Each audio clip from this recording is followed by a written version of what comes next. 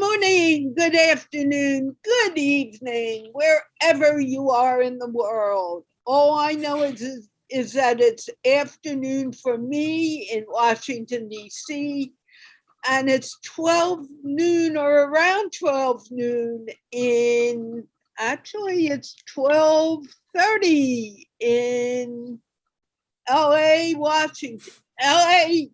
California, where my guest comes from. And I am really excited to talk to him on Rehan Allahwala's World of Connections. Today I have a guest, Martin Piers Dunkerton, who is now living in LA, but I believe he's from the UK originally, and I'm not sure how long he's been in LA. But the exciting part about this is that he just visited Pakistan. And we are talking about his trip to Pakistan and me learning something about it, because after 4 years, believe it or not, I haven't been there yet, but I'm looking forward to coming soon. Having said that, I want to remind you that this show, like all of my shows, is sponsored by the Institute of Peace, which is an online organization promoting peace one conversation at a time. Martin, can you please introduce yourself? Hi, well, firstly, thank you so much for this wonderful invitation to be on your show. Totally appreciate it. I've got to say, it was actually in 1995 that I filmed in Pakistan, so it wasn't quite a year ago, but it was like the memory was a year ago for sure. It's very visceral, obviously, and I'm a British filmmaker. I was doing music videos at the time after leaving the Royal College of Art. My goodness, they were many years ago, and I had one shot on a cinematographer's reel of this wonderful Indian, she was like a singer, kind of musician, actress, and she was on a cliff edge. And I said to the cinematographer, I said, come on, let's quickly, we're packing up at the time. And he said, oh no, it's too late, I don't want to film this. I said, no, film this beautiful shot of this dress all flying up on the cliff edge. And so he said, oh, begrudgingly, I'll film it. And it was such a beautiful shot. And I'm so glad he did film it, because they saw it in Karachi, and part of the grey advertising company called Blaze On Advertising saw this shot, and the original director who's going to direct this big series on the most famous singer from Pakistan, Nusrat Fateh Ali Khan, who created these musical fusions with Peter Gabriel, who was a big, British global star. And it was like, these dance versions of these ancient Sufi, beautiful, poetic songs. And these dance fusions where East kind of meets West became a hit all around the world. And Nusrat was like kind of becoming like an Asian Michael Jackson. I mean, he was an absolute god. I knew nothing about this. I innocently just said, oh yeah, I'll take a call from Karachi. And they said, oh, come to Karachi. And let's talk about you potentially directing this series. It's the biggest 35mm TV series in Pakistan's history. Probably, it was at least over $1 million. Probably, I don't know what it was then. I think about $250,000 or something like that in terms of the budget and in today's value. But it was just like an incredible opportunity. I just said, yes, I'll go to Karachi. And again, it was kind of like an innocent kind of thing. And I'd already directed for the BBC and Channel 4 by that time. I'd done some British broadcasting stuff, and I'd done quite a few music videos as well. But this was massive. This was like the working potentially with Pakistan's finest actors, the finest choreographer, the finest musicians, the finest dancers. And I just pitched what I would do as a director, and they loved it. They said, okay, you got it. Come back in 6 weeks and we're going to start filming. I went, okay, oh my God. Okay, I'm going to be filming in Pakistan and it's going to happen. So it was kind of nice because it was like a innocent way in which I actually got the job, and a beautiful way because suddenly I'm thrust there with an English cinematographer with a whole Pakistani crew. And I didn't realize that the producer is actually quite a famous actor in Pakistan called Asif Razamir.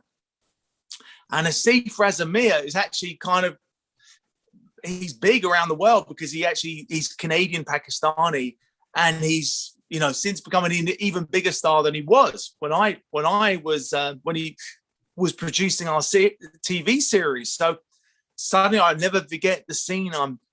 We're at the Lahore Film Studios, which is this iconic Bollywood, ancient Bollywood. It's like the pre-partition Bollywood of India, which is Lahore, and now it's Pakistan, but it still has this incredible feeling. So when you go through the gates into the studios in Lahore, it was just like this incredible feeling of history. And I saw other musicals being played out there and the choreography, and I was completely entranced as a director. I mean, I fell in love with it immediately. I felt this, there's this beautiful Latin word called gravitas, linked to gravity. I felt the gravity of it. I felt and you're kind of humbled as a director when you go through these gates, knowing that other directors have been through those same gates, and so many productions have happened there, and so much talent has come through. And lo and behold, here comes Nusrat Fateh Ali Khan, the great iconic king of music and he turns out to be the most humble and an amazing and beautiful human being. And I filmed quite a few and photographed quite a few celebrities and actors and politicians in my time. And, sometimes it's the show. Sometimes it's like they turn it on, and off camera, they actually sometimes not even very nice people. They're a little bit rude or a little bit off or a little bit kind of like, obtuse. Nusrat was, I'll never forget when we were filming in Lahore Film Studios, and he just performed, and he came off camera and he sat down. And what was amazing is he just started singing in his mind. And I felt like this angelic kind of presence around him, like that Sufi tradition, which is the ancient spiritual tradition, which is part of the core of Muslim Islam, which is the music. And this core is a very angelic, really real angelic kind of core. And through this ancient music, which the Sufi singers have, trained in for so many decades. And he was just singing off camera himself, the Sufi great. It was like a lullaby. He closed his eyes, and he was in this angelic realm. And I thought, he is the genuine, like, amazing, being graced with his spirit of music, of this great, like, tradition of hundreds and hundreds and hundreds of years of generations of Sufi singers. It was embodied in this one human being. And then I felt this kind of real honor of being in that kind of like incredible presence of a master. And you feel like, as a director, as a film director, that to bring that onto camera was a great honor as well. And we did a magnificent job, mainly because the Pakistani crew were just extraordinary. We had a brilliant art director. We had a brilliant, all the camera crew, the production crew, all the gaffer, and it was wonderful working in Lahore, film studios, because Pakistan, there's one thing that's not short of, that's people to help make everything and do everything. And, it's kind of like a British production where you got pared down, whereas here is a lot of people. So there's a lot to direct, but at the same time, there was a wonderful orchestration. So we stepped into a very well-oiled machinery of filmmaking. And Asif, the producer, had really created this magnificent machine which we stepped into of creativity, of artists, and we all gelled. You know, it didn't matter that I was English, didn't matter that I didn't speak Pakistan or Urdu. Everyone spoke good enough English, and we all had this kind of presence and will. As you do on a film, you become like a family. So what I loved was there was just myself, my cinematographer friend, who was also called Martin Bray, who's a genius cinematographer, and that's why they picked him as well, because he's just a genius at capturing like images. And I work really well with the actors. I work really well with the choreographer. I love working with the musicians, and it really inspired me later down the line, actually to create a bridge between Hollywood and Bollywood, because I've since filmed in Sri Lanka, I've since filmed in India. And what I loved about Pakistan was it welcomed me. And it wasn't just like, a sort of cursory welcome. It was a real welcome. I got welcomed into families, praying together for the food. And it was just like a wonderful kind of invitation into absorbing a culture otherwise I would never have seen. And the feeling I just got was this incredible warmth from all the families, and eating like these massive like meals. I think I went there a vegetarian. Like I didn't come out a vegetarian. It was very. It was just like I met the grandmother, the uncles, the aunts, and the head of the company was called Mrs. Gilani. And she was just a wonderful lady as well. And again, got invited to the family, meals was the big way in which everyone kind of came together, and we really, got to know one another. And it was beautiful. The whole experience was amazing.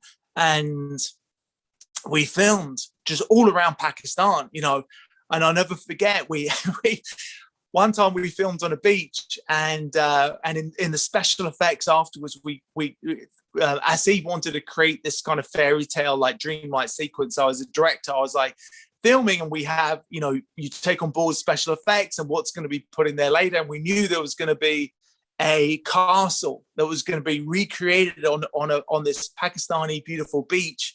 And it's like a magical fairy tale like castle that this beautiful couple on horseback that we were filming were coming to, and they were, going to be viewing this castle. So it was so authentic. The special effects were so good that I when it was shown on TV in Pakistan, I know there was lots of people who came to that same beach, like looking for the castle.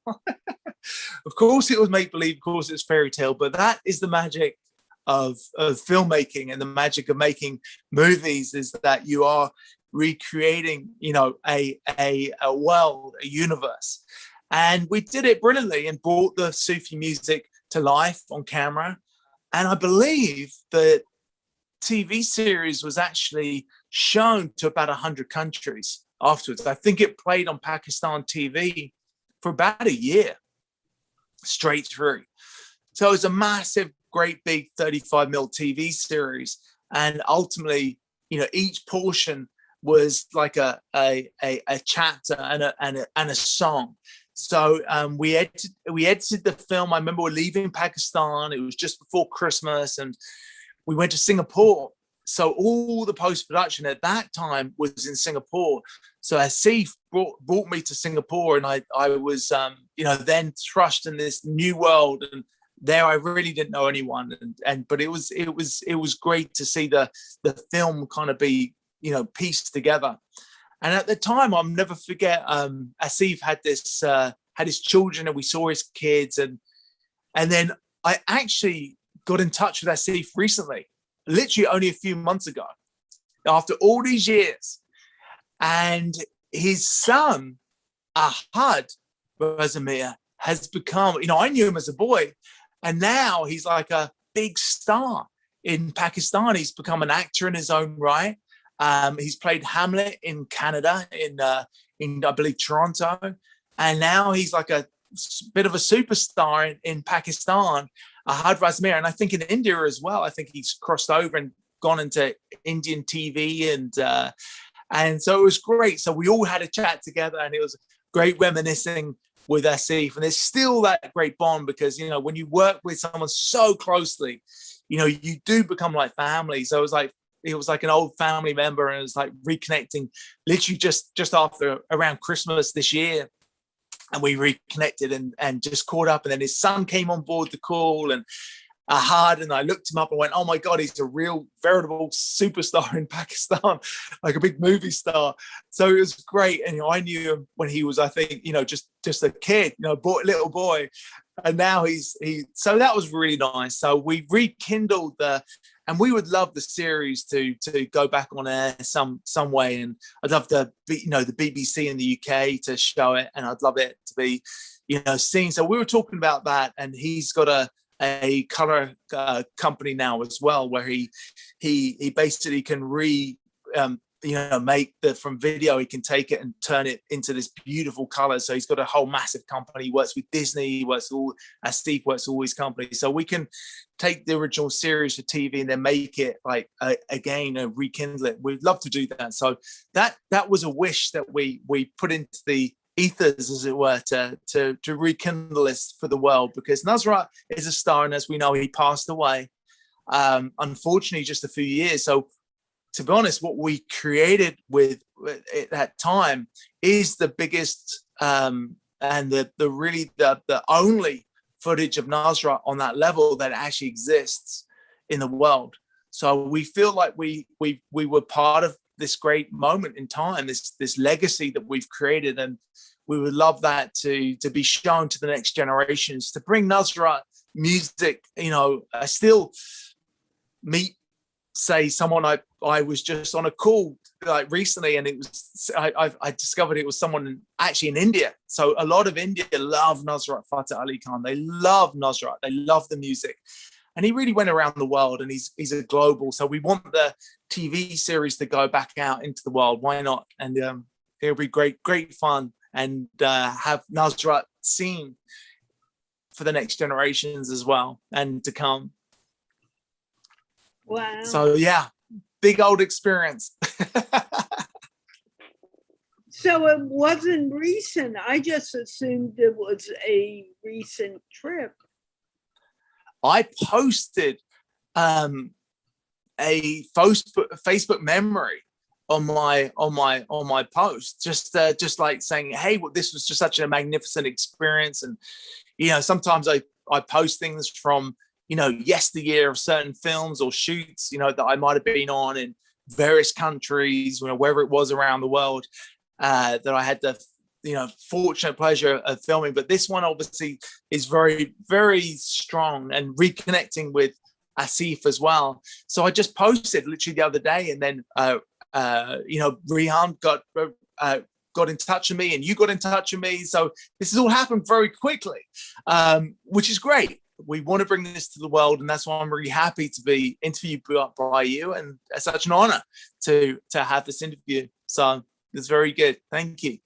Now, you just said that it was a TV series. How many episodes did it have? I believe there was 8 in total. So, but the songs, the Sufi songs, kind of last for quite a long time. So it was a 35mm production. So this is pre kind of best quality video. That 5K didn't exist in that day. You know, all the great, you know, Black Magic cameras, the Arri mini cameras, they didn't exist. I think we shot on an Arri camera, seem to recall, but it was 35mm film. And then it got moved onto video to edit, but the cameras at that point didn't exist. So it was massively, you know, these big cameras, the big lights. It was a big, you know, like a movie kind of set every single time, whether we filmed in a village in the middle of nowhere in Pakistan, which we did, with hundreds of people dancing in a village, which we also filmed to behind the scenes in studios. So each song was about, I think, 5-6 minutes. So each one had like, you know, I was told by Asif, he said, oh, by the way, this is Pakistan's finest male actor, and you're going to meet him because he's going to be starring in as this lead role in this particular song.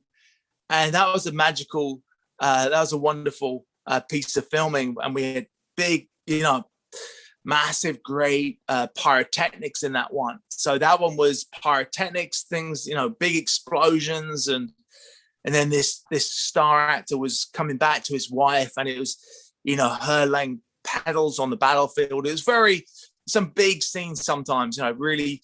And it was, so each one was very different. Sometimes it was with dancers, sometimes it was horses, sometimes it was very magical, sometimes it was in a studio and more performance-led. And one scene I'll never forget, we shot, I was inspired by the Beatles. I don't know if you remember the Beatles when they performed on top of a roof. I think it was in New York. And they performed on a New York roof, and they just did this song on top of the roof. And I said, let's do it. Let's do it in Pakistan. Let's do this Beatles song. And let's do, this Beatles kind of like, what they achieved in New York. Let's do it in and we filmed that. I believe that was in Lahore. I believe we actually shot that in Lahore. It wasn't Karachi. It was in Lahore. And so we found a rooftop, we filmed. And then we had this big lorry, and we filmed from the back of the lorry with speakers blasting out Nusrat's music. And I think it was Dum Must, which is like Dum Must Kalanda, Dum Must Kalanda, Dum Must Kalanda, Dum Must. And it was just like this anthem blaring these speakers out of the lorry, going through the streets of Lahore. And then everyone knew the song. It wasn't like no one knew the song. Everyone knew the song. So people started dancing, literally dancing in the streets. And suddenly there's hundreds of people following us with a lorry. And that was such a powerful, so that was more performance led. It was more like inspired by the Beatles. And it was reminiscent of their New York concert. And we really did the Pakistan version of that concert. Nusrat was on the roof performing, and then the song was on the streets, and everyone was, it was really beautiful. There's some really very striking magic moments of filming, and I'm forever grateful for those experiences. What song was it that they sang? I assume it wasn't a Beatles song, or was it? No, it's called Dum Must Kalanda. I believe that was the song. So it was a very powerful, one of his favorites. Everyone knew. Now, is everything in English? Is the film in English, or is it in Urdu? No, all the songs were basically, so what it was, these ancient Sufi songs basically were then recorded on real world records in the UK for the world. And what happened was the head of Real World Records is a guy called Peter Gabriel. And Peter Gabriel was like a big star in his own right. And he basically said, okay, I want to fuse the Sufi songs. I want to fuse the Sufi songs with like hip hop, with these kind of like really cool beats. And so he mixed Western kind of sounds with these Sufi songs, and they became known as the Qawwali fusions. So these Qawwalis, which is the title of all the Sufi songs, and each one has its own particular name, like Dum Must Kalanda, for instance. Basically, the fusions went crazy all around the world. They were massively successful. They broke all the barriers, won all the awards, and made probably a lot of money for Real World Records. And then they said, okay, now we've got to turn these into a film series. And that's when I had that one shot, because I said to the cinematographer, oh, you got to film that, the Indian actress on the cliff edge, as he was packing his cameras away, and he really didn't want to film it. And I said, go on, let's look. And he said, no, the light's going to be too dark. It's going to be, we're not going to be able to film it. And then I said, let's just do it. And he said, oh, okay. So when we filmed it, it was such a brilliant, evocative shot that basically it went on a show reel, and they picked that one scene that I filmed from Karachi, and they said, who directed that? And they said, oh, this friend of mine, Martin. He said, we want to meet him. And that's when I got the invitation to Karachi. So it kind of like was a massive, beautiful, full circle. And it goes to show sometimes you've got to go that little extra mile, and then your whole life can change. there is a spiritual kind of like message there, that when you go that little extra mile in life, that sometimes it creates a whole new roadway for you in what you're going to do, who you're going to become, what's going to materialize out of it. And all the goodness that can come out of it is thinking sometimes a little bit out of the box and just going that extra mile, and your life can completely radically change. I'm so happy it did. So, are you thinking of going back to Pakistan at all? I've since been to, I've since filmed in Sri Lanka. I've since filmed in Rajasthan. So my big thing is I wanted to create a bridge between Hollywood and Bollywood. That's for me. I also went to, when I was a boy, I was just 10 years old. My parents took me to India, and I went to all the Hindu temples. So I've been blessed that I've had insights into Islam. I've had insights into Buddhist Sri Lanka. I've had insights into Hinduism. And basically, at the end of the day, I come from a Christian country, although my own family are mainly atheists. So it's kind of ironic that I was brought up in an atheist family, and yet I've had witnessed all this great culture. And ultimately, I just see the oneness of it all. I see the oneness of, that basically the premise of the divine, or the premise of God, is love. Anything else, no matter what anyone says, they should be like this or should be like that, or you got to do this or you got to do that, if it's not based in love, then to me it's not God. At the end of the day, I think when you do pass over, it's not like what you think is right. It's actually how much love did you give in the world, how much love did you share in the world, how much love did you family members receive? Did you give to the community? Did you tithe? I like the unity of most religions. I think one thing, I try and look at the bridges that unite. So one of the bridges that unites, and is very strong in the Islamic culture, is tithing, is giving. So I'm very strong on that. I make sure I give here in Los Angeles, for instance. I help as much as I can. And so there's to learn philanthropy, to learn the goodness of the importance of family, of community, and how much love can you bring. So I wanted to create Bollywood, Hollywood, like a strong bridge. So I've developed 4 movies, and one of which is the leading one, which has suddenly got the beginnings of finance. It's got the structure of all the producers are on board, and now it's a team here in Los Angeles. So that is now actually occurring. And to answer your question, of course, I would love to go back to Pakistan. And when I spoke with Ahad and heard what he was doing as a star in Pakistan now, and the films that he's been in, and the resurgence of the Pakistani film industry that's really kind of like taking off and doing really great things. And I can't wait for the law between India and Pakistan, where they can't I look forward to dissolving the barriers that separate us, and to really open up the bridges that kind of can bring us together. And I think as a filmmaker, that's really what you want to try and achieve. You want to build bridges, you want to build understanding, you want to entertain, yes, of course. And I think not the gift of Nusrat Fateh Ali Khan is that he's through music, well, he's Pakistani, he's a Sufi lineage, and yet his music went all around the world. There wasn't a culture or a community or a country that this music from Pakistan hadn't touched. And it's a great and then when the fusions happened with the East-West kind of like dance mixes of those ancient songs, it really, went wildly around the world.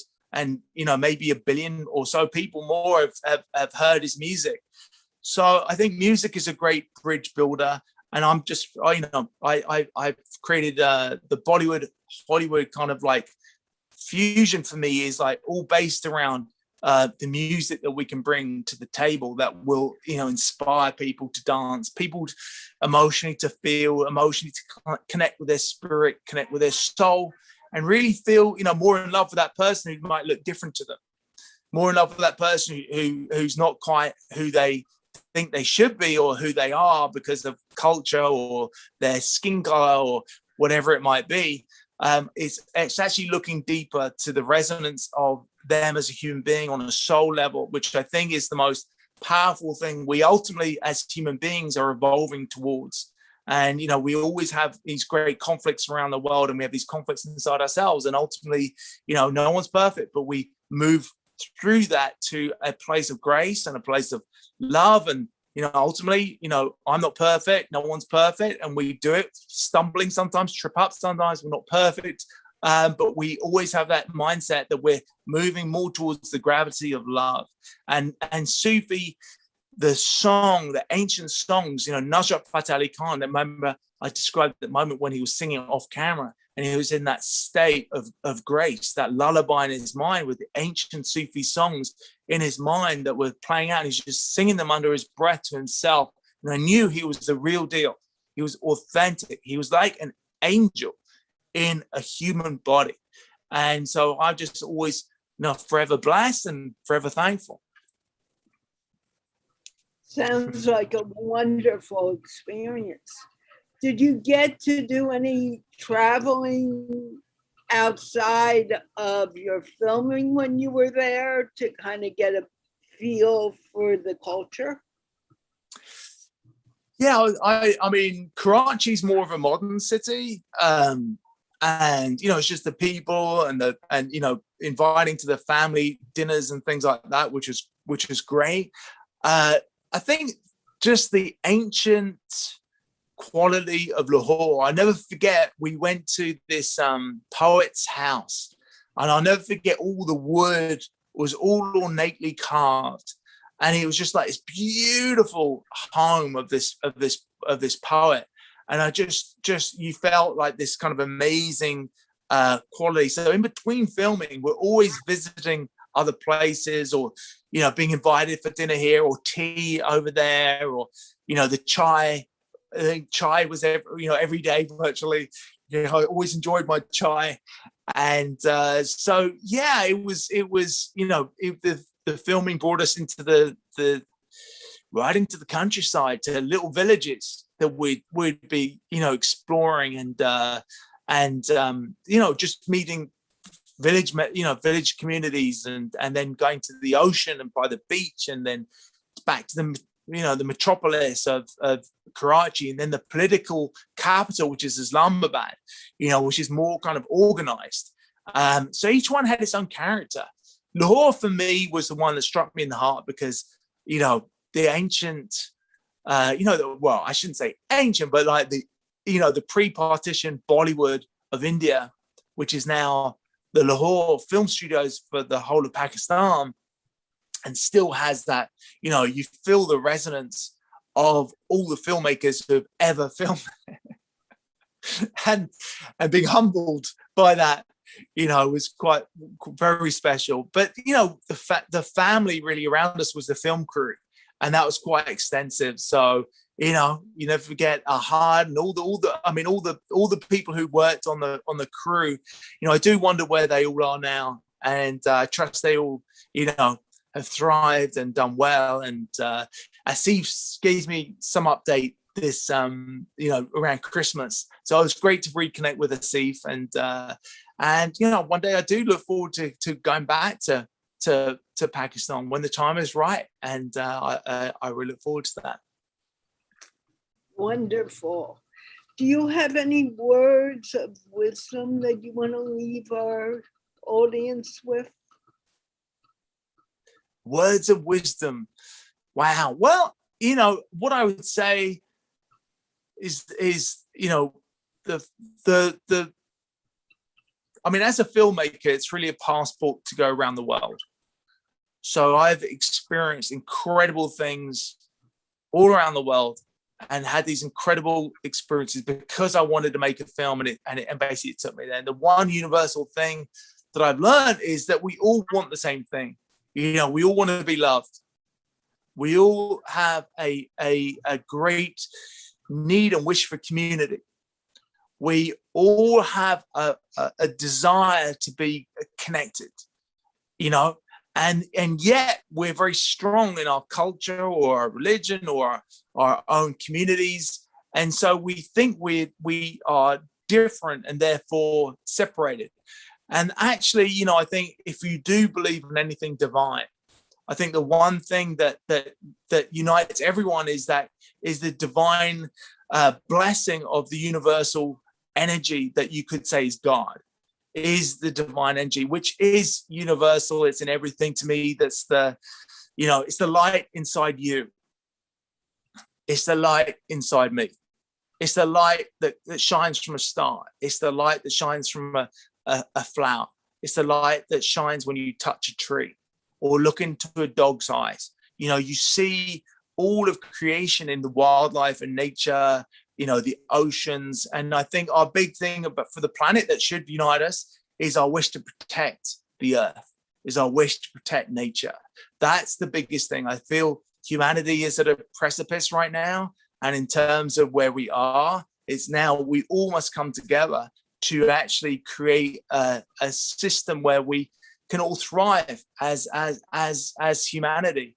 We're definitely at a tipping point for humanity. The earth will always live on, but will humanity? Well, it's creating all the ways in which we can make the world safe and, you know, and bless our generations to come, and to, you know, all live in harmony in a way that's not superficial, but is very real, because sometimes we have to deal with things within ourselves, and to really, you know, explore the virtue of that loving kindness, grace that, you know, the Buddha gave. I'm sure, you know, Allah or Krishna or Jesus, you know, and you look at the things that unite us, which is really that essence that's inside us, that is that loving light.